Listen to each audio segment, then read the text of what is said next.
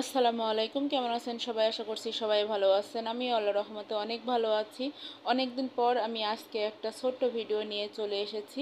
তো এখানে একটা সসপ্যান নিয়ে নিয়েছি, আর এখানে নিয়েছি খাঁটি সরিষা খাঁটি নারিকেল তেল, খাঁটি নারিকেল তেল। আমাদের বাসার নিচে মিল আছে, এই মিলে থেকে এটা ভাঙানো হয়। তো একদম খাঁটি নারকেল তেলটাই ব্যবহার করতে হবে। আপনারা অবশ্যই খাঁটি নারকেল তেলটা ব্যবহার করার চেষ্টা করবেন। তো আজকে আমি সুন্দর একটা তেল তৈরি করে দেখাবো আপনাদের। তো দেখেন আমি কিসের তেল তৈরি করি। যারা আসলে দাউদ একজিমা এগুলো নিয়ে ভুগছেন তাদের জন্য আজকের এই রেমেডি।